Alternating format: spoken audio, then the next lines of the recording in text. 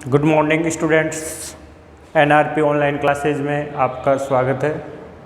देखिए बच्चों, कल के जो लेक्चर में जो हमने होमवर्क दिया था लास्ट में, सबसे पहले उसको चेक करते हैं। आप सभी अपनी कॉपी निकालें और उसका करेक्शन सही ढंग से चेक करें। तो देखिए, कल हम जो सेंटेंस दिए थे उसका पहला वाक्य था, वह एक पुस्तक 2 घंटे से लिख रहा है। वह एक पुस्तक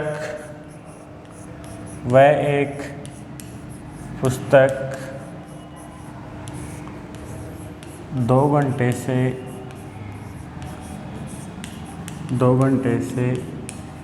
लिख रहा है।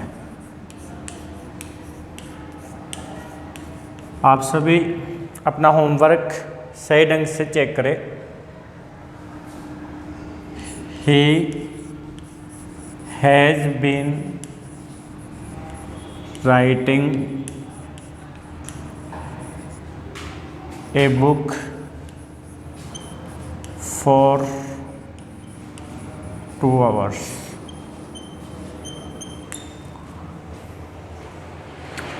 फर्स्ट सेंटेंस कल जो मैंने होमवर्क में दिया था वो यही है, वह एक पुस्तक 2 घंटे से लिख रहा है।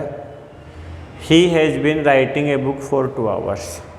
ऐसे आप नेक्स्ट सेंटेंस चेक करें, सुबह से वर्षा हो रही है। सुबह से वर्षा हो रही है। सुबह से वर्षा हो रही है। ये सेंटेंस भी प्रेजेंट परफेक्ट कंटीन्यूअस का ही है। सुबह से वर्षा हो रही है, काम चल रहा है, तो इसको भी चेक करें ढंग से। It has been raining since morning. It has been raining since morning. Next sentence check करें, मैं एक कहानी लिख चुका हूँ। आप सभी अपना होमवर्क ध्यानपूर्वक चेक करते रहेंगे। मैं एक कहानी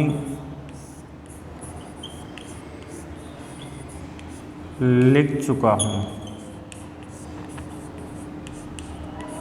प्रेजेंट परफेक्ट का सेंटेंस है, क्योंकि इसमें चुका हूँ तो इसलिए इसको प्रेजेंट परफेक्ट में बनाना है। I have written a story. I have written a story. ऐसे ही आप नेक्स्ट सेंटेंस चेक करें, सूर्य पूरब में उगता है।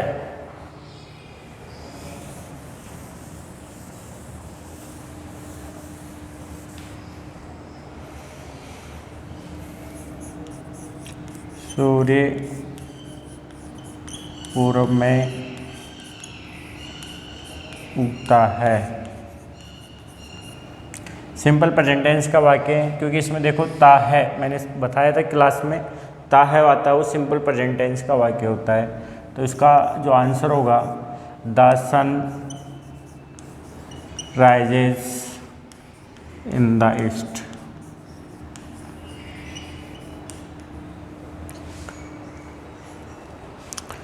मेरा भाई अजमेर जा चुका है।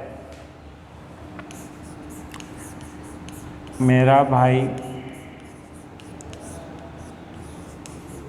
अजमेर जा चुका है। ये वाक्य भी प्रेजेंट परफेक्ट का ही है, क्योंकि इसमें भी चुका है आया हुआ है। तो जिन वाक्यों में चुका है, चुकी है, चुके हैं, वो वाक्य प्रेजेंट परफेक्ट में होते हैं। तो देखिए इसकी English, my brother has gone to Ajmer. ऐसे आप वाक्य ठीक है बना सकते हो। डेली आप होमवर्क करोगे डेली आप रिवीजन करोगे तो आपने बहुत सारे वाक्य इंग्लिश के फॉर्मेट कर सकते हो, और ये अच्छा ठीक है तरीका आपका इंग्लिश बनाने का। ऐसे आप नेक्स्ट सेंटेंस देखिए, वह सो रही है, वह सो रही है। आप डेली अपना होमवर्क ढंग से करें और उसको नेक्स्ट क्लास में अच्छी तरह से चेक करें। उससे आपका रिवीजन भी हो रहा है और आपको अच्छी तरह से समझ में आ रहा है कि हम कहाँ पर गलतियाँ करते हैं। वो गलतियाँ आप उसी समय करेक्शन के रूप में सही कर सकते हैं। जैसे वह सो रही है तो सी इज स्लीपिंग, क्योंकि ये वाक्य प्रेजेंट कंटिन्यूस का, इसमें रही है ये आया हुआ है, तो वो सो रही है तो सी इज स्लीपिंग। ऐसे मैंने कल का जो ये होमवर्क था उसको आज सबसे पहले ये यहाँ पर 5 सेंटेंस समझा दिए ढंग से। आप इनको नोटिस करें, होमवर्क को सही ढंग से चेक करें रेगुलर, उससे आपके अंदर कॉन्फिडेंस आएगा और आप डेली क्लास देखोगे तो उसमें आपको और अच्छा सीखने को मिलेगा। तो आज हम जैसे पिछले लेक्चर्स में चारों प्रेजेंट टेंस पढ़ चुके, आज हम इस लेक्चर के अंदर टेंस का ही अगला पार्ट ठीक है शुरू करेंगे, पास्ट टेंस। पास्ट टेंस देखिए, जैसे प्रेजेंट के 4 वाक्य होते हैं, ऐसे पास्ट टेंस के भी 4 वाक्य होते हैं। जैसे simple past tense, simple past tense या past indefinite tense.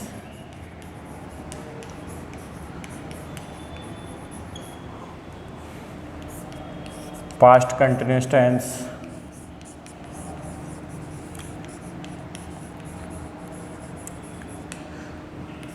Past perfect,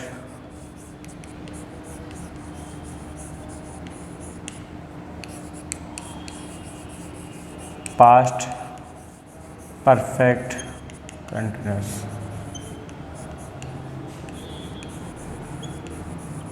देखिए, मैंने आपको फर्स्ट लेक्चर में समझाया था टेंस 3 प्रकार के होते हैं, जिसमें मैंने अपने फर्स्ट प्रेजेंट टेंस कंप्लीट पढ़ लिया है। आज हम पास्ट टेंस के बारे में पढ़ेंगे। पास्ट टेंस के भी 4 पार्ट होते हैं। सिंपल पास्ट, इसको हम पास्ट इंडेफिनिट टेंस के नाम से भी जानते हैं। Past continuous tense, past progressive भी कह सकते हैं, पास्ट परफेक्ट कंटिन्यूअस टेंस। ये 4 पास्ट के होते हैं। भूतकाल, पास्ट टेंस का मतलब होता है भूतकाल।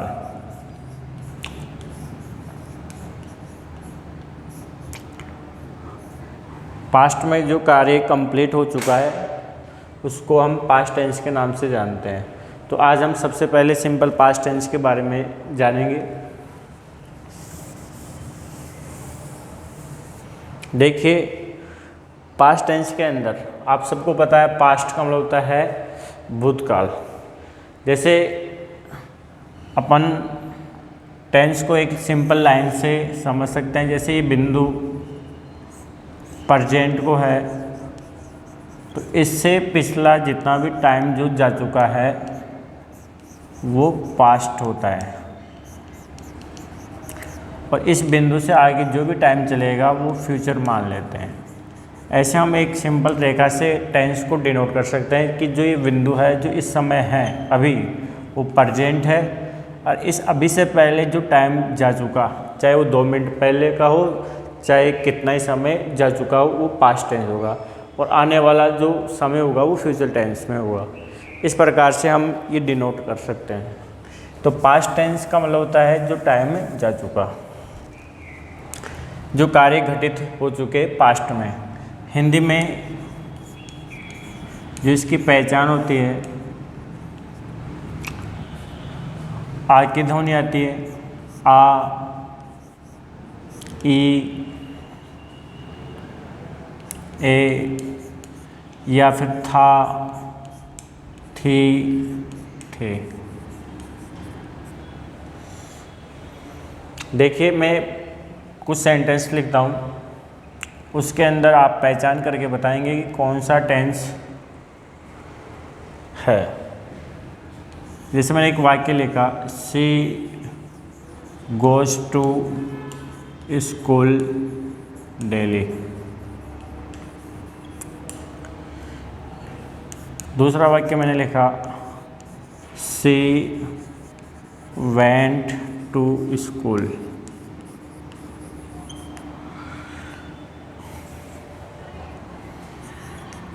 तीसरा वाक्य मैं लिखता हूँ, she will go to school.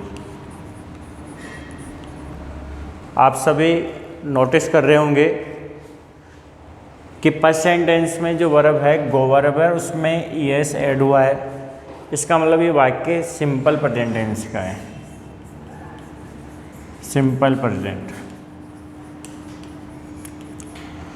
Second sentence में गो वर्ब की जो सेकंड फॉर्म है वेंट, इसका मतलब ये वाक्य सिंपल पास्ट का है, सिंपल पास्ट। और तीसरे वाक्य में विल गो, यानी विल मॉडल है और गो वर्ब है पास्ट, तो इसका मतलब ये वाक्य सिंपल फ्यूचर का है।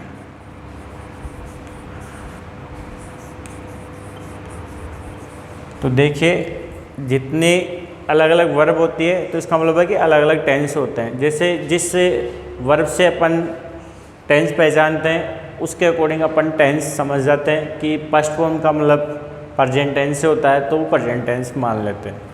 सेकंड फॉर्म यूज होती है तो जितने भी सेकंड फॉर्म से वाक्य बनते हैं वो सभी पास्ट टेंस के कहलाएंगे। जैसे वेंट आ गई तो सिंपल पास्ट हुआ। इसके अलावा दूसरी वर्ब आएगी वो भी यदि सेकंड फॉर्म है तो पास्ट टेंस होगा। ऐसे ही तीसरे में विल गो या सेल गो या विल सेल के साथ यदि फर्स्ट फॉर्म आती है तो वो फ्यूचर सिंबल के वाक्य होते हैं। तो इस प्रकार से हम तीन वाक्यों से ठीक है आसानी से पहचान सकते हैं। किसी भी टेंस को पहचान करने का तरीका है कि हम उसकी वर्ब को पहचानें। वर्ब यदि पहचान में आती है तो हम उस टेंस को ढंग से ठीक है पहचान सकते हैं। तो आज हम पास्ट टेंस जो पढ़ेंगे उसमें सेकंड फॉर्म का यूज़ होगा। तो देखिए स्ट्रक्चर में लिख के बताता हूँ सिंपल पास्ट टेंस के पैटर्न जो है। जैसे सभी टेंस में अफर्मेटिव नेगेटिव इंट्रोगेटिव नेगेटिव होते हैं, सेम उसी प्रकार से सभी में अफर्मेटिव।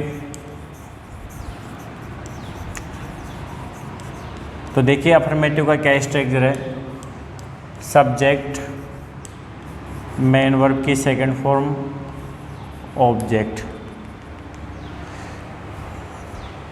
या फिर सब्जेक्ट वाज वर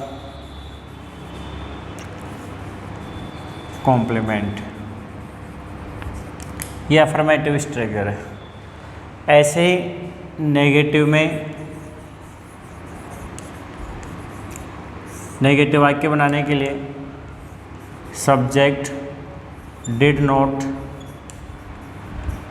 के साथ मेन वर्ब की फर्स्ट फॉर्म ऑब्जेक्ट।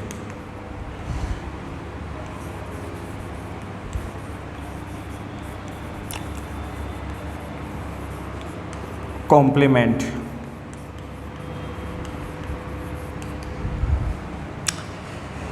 अफर्मेटिव हो गया, सेकंड फॉर्म का यूज होगा।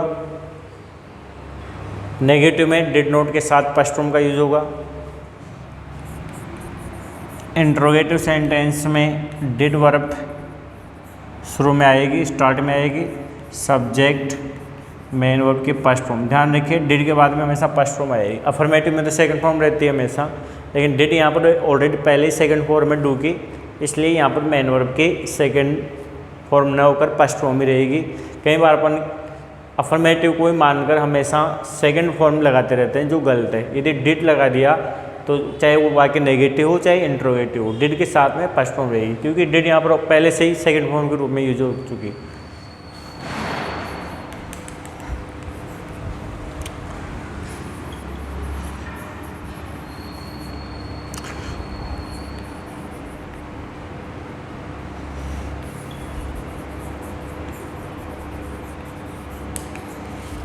ऐसे ही इंट्रोगेटिव नेगेटिव आप सब नोटिस करते रहे और इनको कॉपी के अंदर लिखते रहेंगे, जिससे आपको घर पर जाकर पढ़ने का मौका मिलेगा और अच्छी तरह से वो चीज़ क्लियर होगी। तो इंट्रोगेटिव नेगेटिव में देखिए, did subject not main verb की फर्स्ट फॉर्म ऑब्जेक्ट।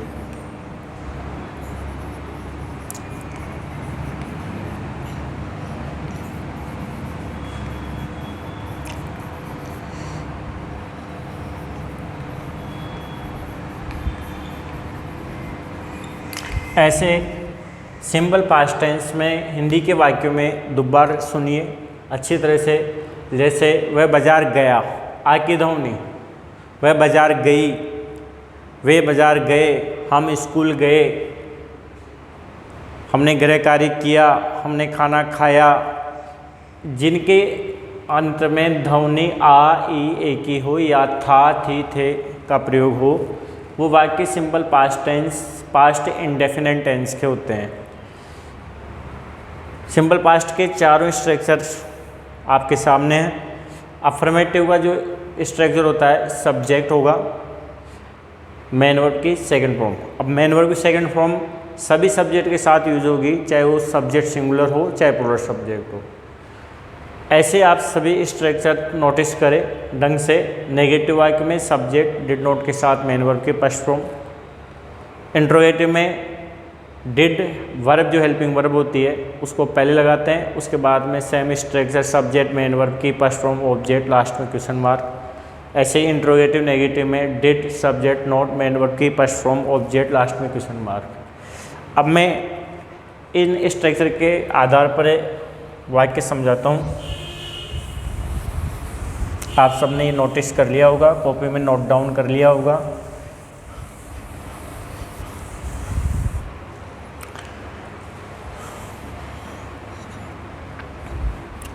जैसे मैं एक एग्जाम्पल लिखता हूँ, वह क्रिकेट खेला।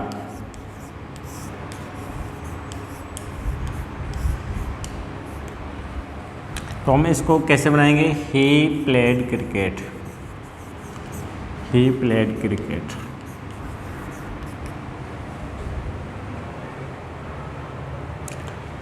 एक एग्जाम्पल, जैसे वह एक अध्यापक था, वह एक अध्यापक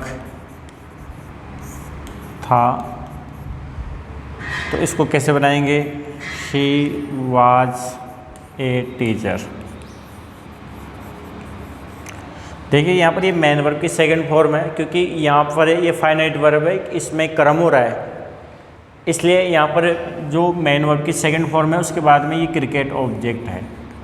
लेकिन सेकंड सेंटेंस के अंदर वह एक अध्यापक था, इसमें कोई क्रम नहीं हो रहा, वो केवल इसकी पोजीशन है, स्टैटिक वर्ब यूज होगी यहाँ पर, वाज वर। इसलिए यहाँ पर ये वाक्य होगा ही वाज ए टीचर। ये ऑब्जेक्ट नहीं है, कॉम्प्लीमेंट है। इसलिए हमें इन दोनों का डिफरेंस मालूम होना चाहिए। कई बार अपन वाज वर प्लेड से पहले लगा लेते हैं, ही वाज प्लेड क्रिकेट, वो गलत हो जाता है। हमारे को वर्ब ढंग से यूज़ करना आना चाहिए कि कहाँ पर फाइनाइट वर्ब यूज होती है, कहाँ पर स्टैटिक वर्ब यूज होगी। इसलिए आप सभी इन चीज़ों को ध्यान से नोटिस करें और कॉपी में लिखते रहे, जिससे आप क्लास के बाद में घर पर भी उसका रिवीजन कर सकते हैं। अब देखिए नेगेटिव वाक्य के लिए, जैसे वह विद्यालय नहीं गया, he did not go to school। तो ये did के साथ में नॉट लगकर पास्ट फॉर्म लग जाएगी, he did not go to school।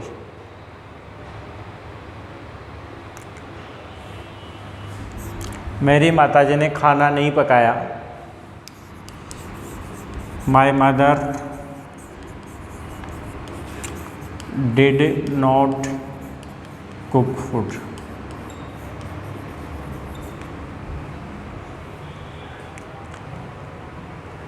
Interrogative वाक्य बनाने के लिए डिड पहले, क्या वह विद्यालय गया था। Did he go to school. Did he go to school.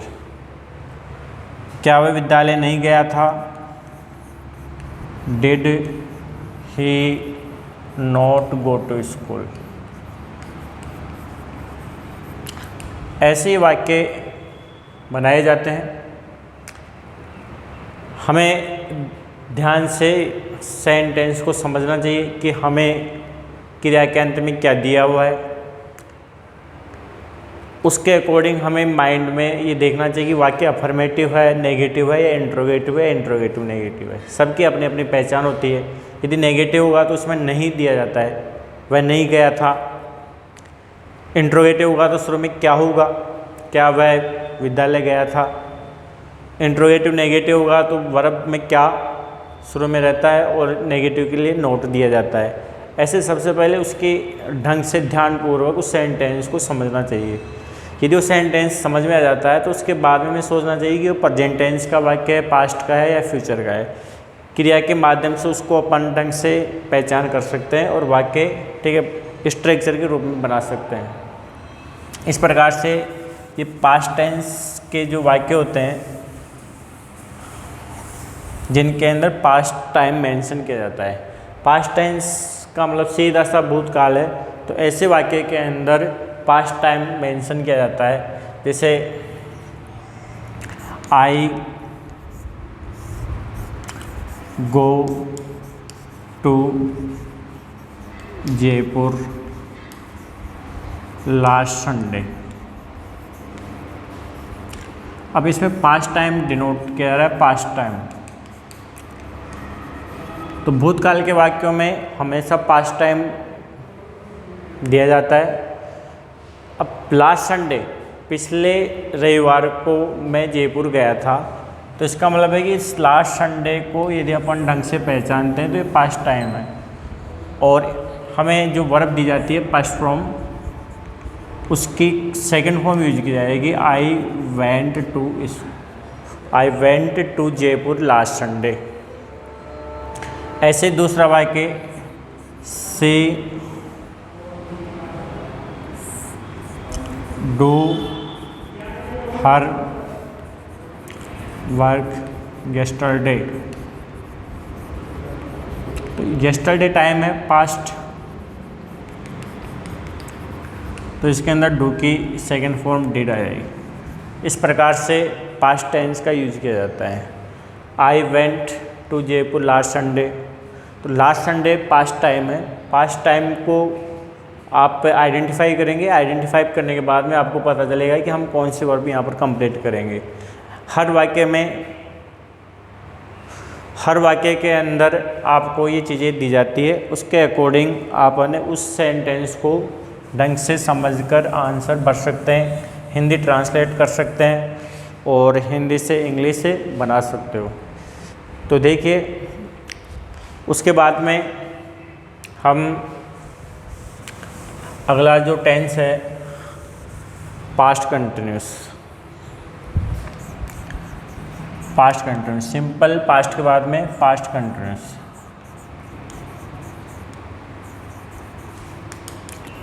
Past continuous के अंदर रहा था, रही थी, रहे थे, इनका प्रयोग किया जाएगा। जैसे प्रेजेंट कंटिन्यूस में आपने पढ़ा है रहा है, रही है, बस इतना सा अंतर इसमें था, थी, थे का प्रयोग हो जाएगा।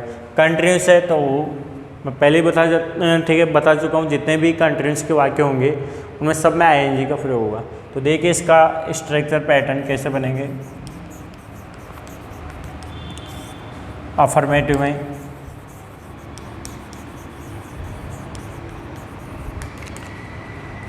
सब्जेक्ट लगाओ, वाज, वर, मेन वर्ब की फर्स्ट फॉर्म में आईएनजी ऑब्जेक्ट। ऐसे negative subject, was, were, not, main verb की फर्स्ट फॉर्म में आईएनजी ऑब्जेक्ट। इंट्रोगेटिव में was were subject main verb के फर्स्ट फॉर्म में आईएनजी ऑब्जेक्ट।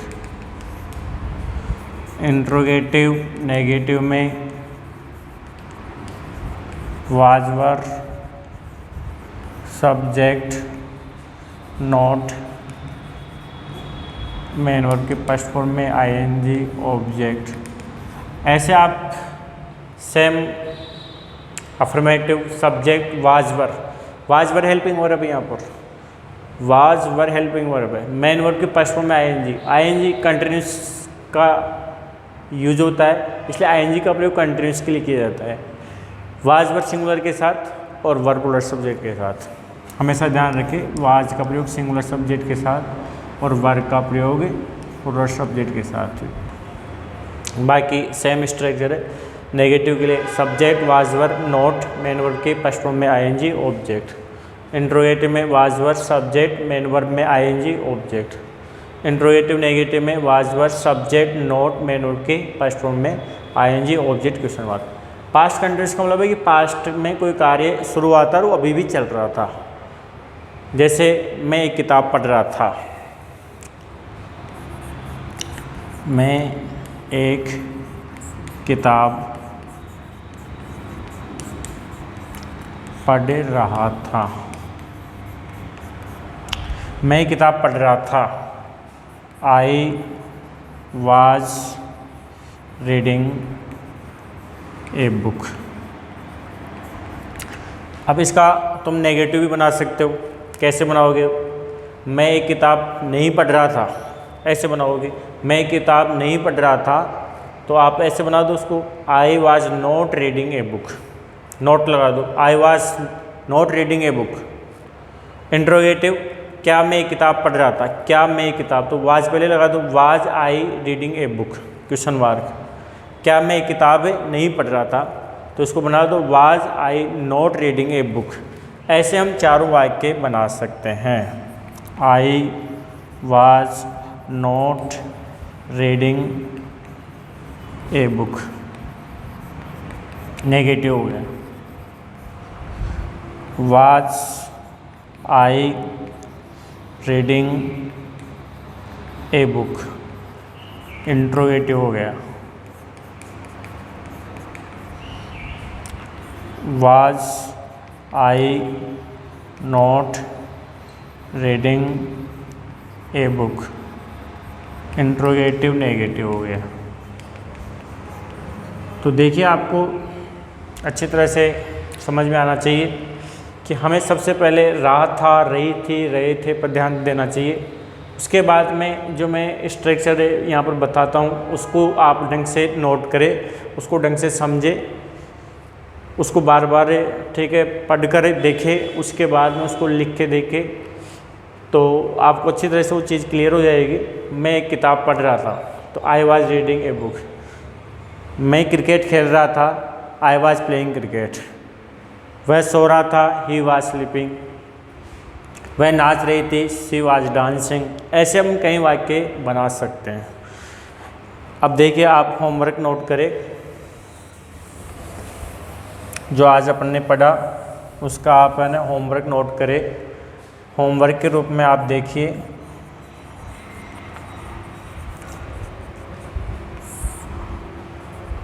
हम क्रिकेट खेल रहे थे।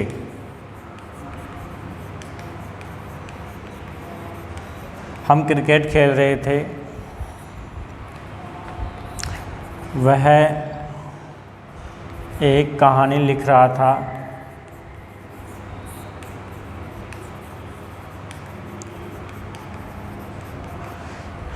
मेरी माताजी खाना पका रही थी।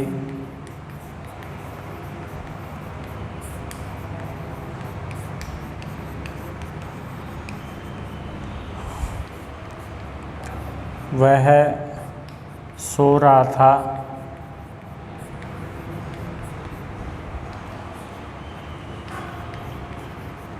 तुम बाजार जा रहे थे। ये वाक्य आप सभी अच्छी तरह से कॉपी में नोट करें और इनको घर पर अच्छी तरह से फॉर्मेट के रूप में ढंग से अच्छी तरह से इंग्लिश में वाक्य बना के लाएंगे। कल हम इनको क्लास में चेक करेंगे, उसके बाद में नेक्स्ट लेक्चर शुरू करेंगे। Thank you.